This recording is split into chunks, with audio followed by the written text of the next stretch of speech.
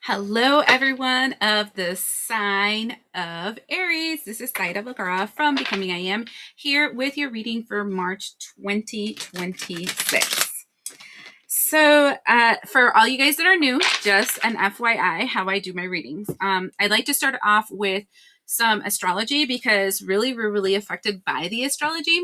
And then I'm going to be pulling some oracle cards to tell you how that astrology is going to affect you for the month of March. And then in the end, I like to do some regular tarot for additional messages that want to come through.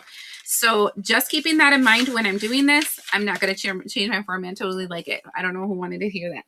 So for you guys, the first thing that I have to talk about is March 3rd. On March 3rd, there is a lunar eclipse, so a blood moon, and it's in the sign of Taurus. And what I'm feeling is because Taurus has that energy of like the bull pushing things out of its way, I feel like it's some kind of doubt, worry, fear, or anxiety that is going to be pushed out of you.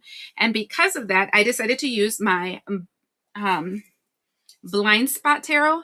There's sigils on there, so those are pictures that you look at. So I'm going to be holding the picture on the screen for a while so you guys can screenshot it so you can meditate on it and clear out this energy. But there is something that is clearing out, which is a shadow aspect of yourself that has been limiting you. So I'm going to see where that lies. Okay. Ooh, that was crazy. It flipped over and landed right in the same deck. This is interesting too because it's a number 55 and 55555. That number 5. It has a lot to do with changes, and it says here, not seeing the signs. I actually saw this, and the first thing that I thought was not seeing the big picture. So I feel like you're focusing on, I want to say the quick results or the quick answer and not for noticing the big picture, like something behind why these things are happening. The card says, if you have drawn the sigil, you need to be aware that signs are everywhere. In this situation, you are not looking for them, are ignoring them, or have no awareness of them when they occur.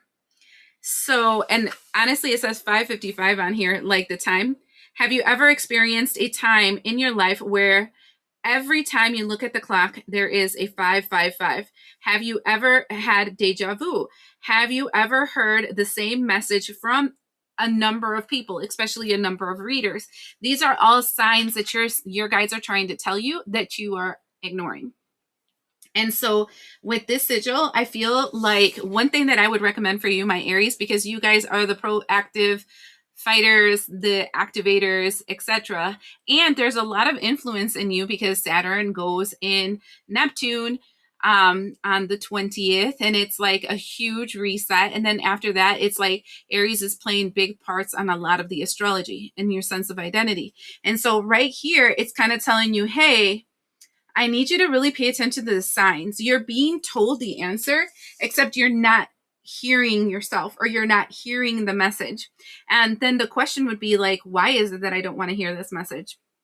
But right here, what I can tell you is that starting March 3rd, there's like some kind of awakening that happens.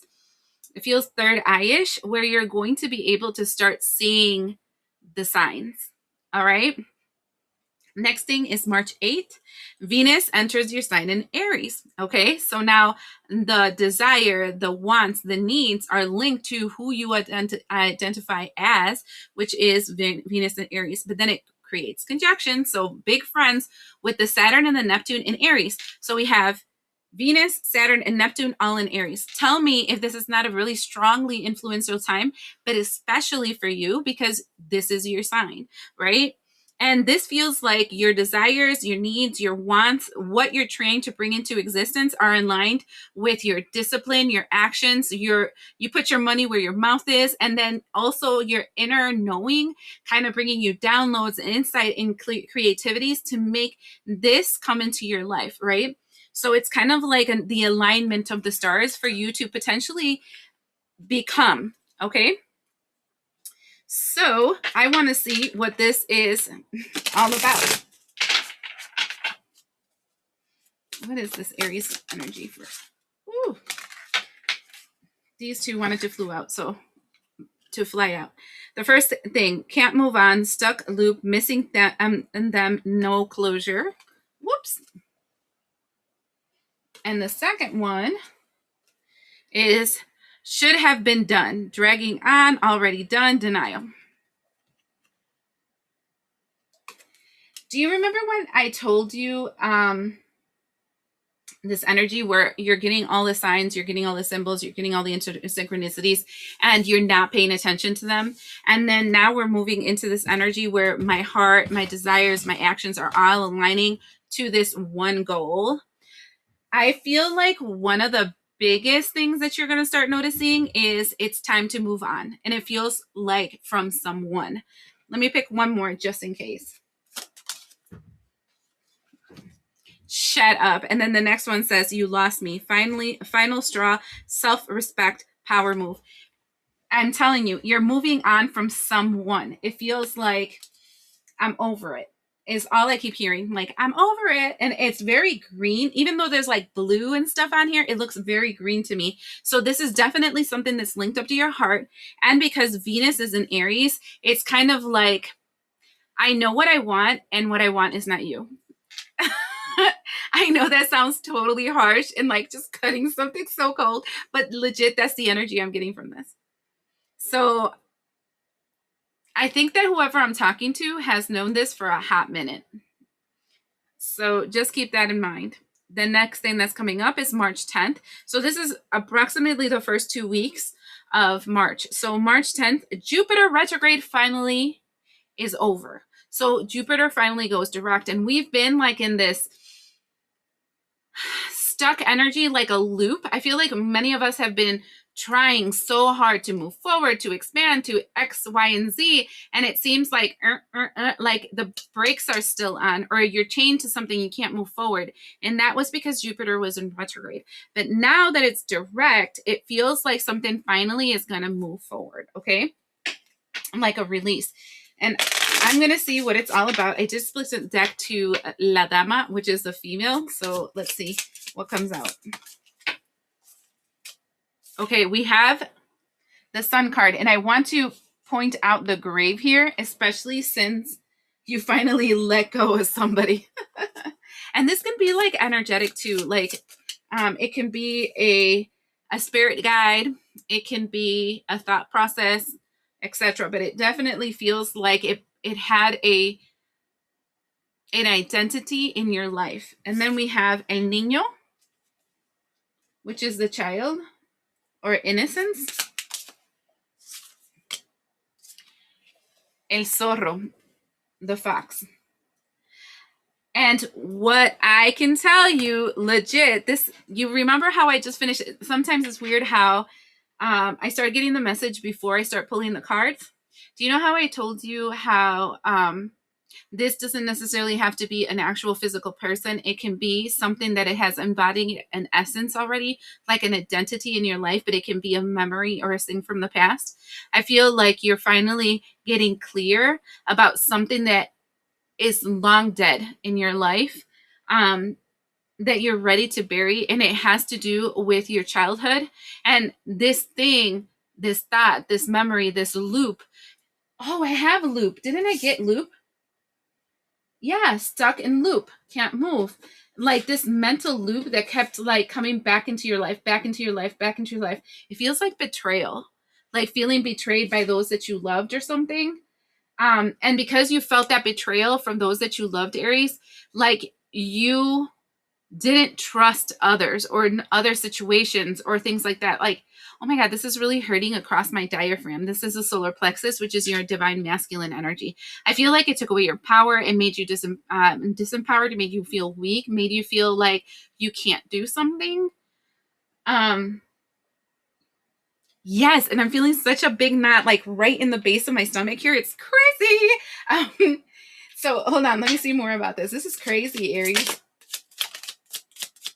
Influences. I done told you it's something that influenced the way that you looked at the world. Oh my God, this is crazy. This is so crazy because it's exactly the same information. It says influences, others involved, third party. intervention, manipulation. And from there, I got side piece, mistress, flirting with others, the other woman, secret hookups. And the third one is tether, telepathy, intuition, dreams, heart song. See, this is, I feel like whoever I'm talking to right now, Aries, it might personify as a physical person. Okay, this can be like person, place, thing, energy, etc. But it isn't really that. It's a memory, right? So I need you to expand your mind and follow me down this wormhole. And what I'm telling you is that if our minds create our future, right? If whatever we have in our minds is what we allow ourselves to see in our reality, right? Then if the only thing that you have inside yourself is a tether to a loss of your innocence by a cruel, wicked person or by an experience of your life, then everybody is like that. And so then you have this thing that feels like an influence is in your life, and the influence always makes you feel like people are having underhanded deals or trying to stab you behind your back or do some kind of BS. Like you can't trust people because of this experience when you were younger. And now everybody is that. And it infected the way that your intuition worked. Okay. And this is why I'm saying that, because Pisces energy has, and you know, people say, oh, Pisces is so magical, so intuitive. Okay. But if you have trauma, and if you have wounds that you haven't processed, that you ignored, that you whatever, the boogeyman will be everyone and everything that is around you, because they will manifest in all these things. Okay? This is crazy. And it feels like something finally letting you go. And this can be double-edged sword, right? Because let's say that the part of the problem is like you don't trust people because of blah blah blah, right? But what about the opposite? What about the fact that, and this is actually known, let's say that you grew up in a situation where you grew up around a lot of people that was narcissistic. Now all of a sudden you feel like you fall in love and that you desire and that you want people that are narcissistic, and then they burn you, and then you go into this really bad cycle. But the reason is it's because you're really not attracted to them. You taught yourself how to attend to them. So that's I want to say veneno. How do you say that in English? The poison that you're used to drinking, and though it kills you, you keep drinking it.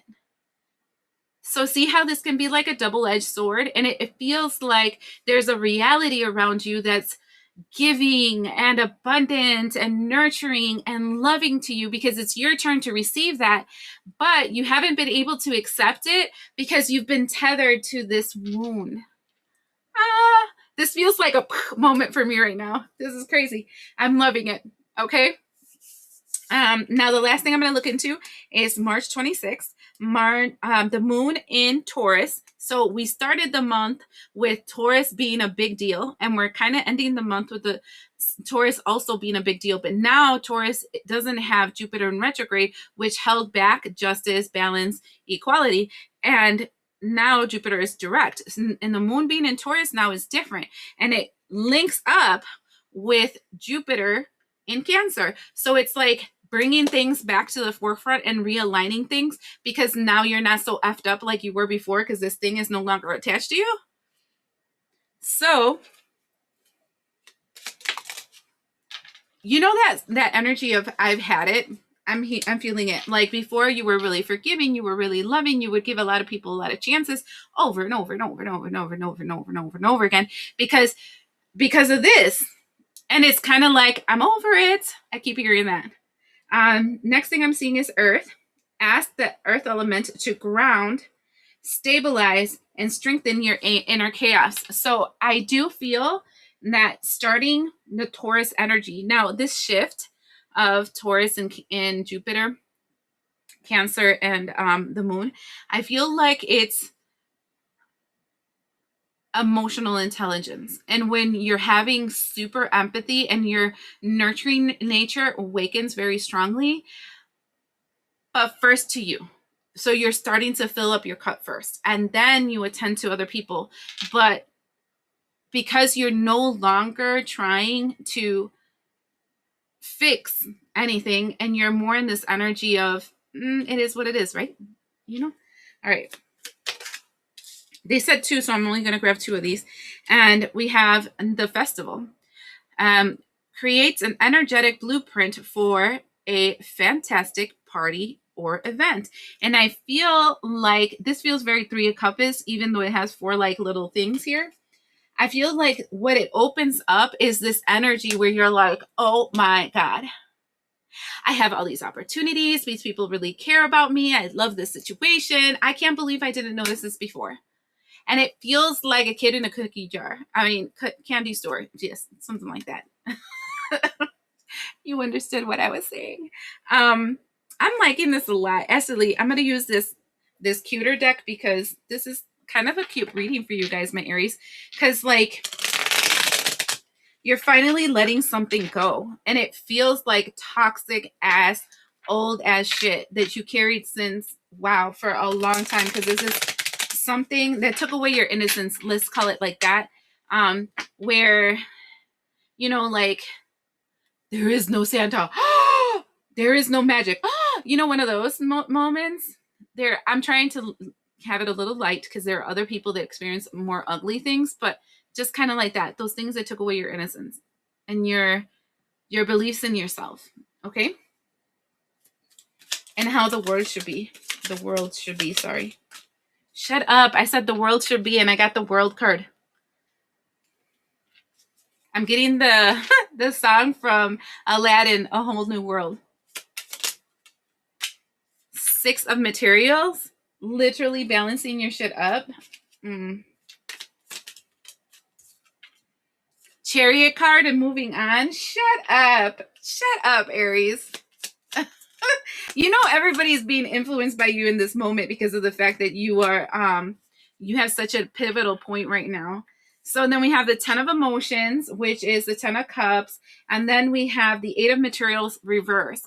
You know what this oh wait, hold on. Let me just get one more card before I even tell you what I got 2.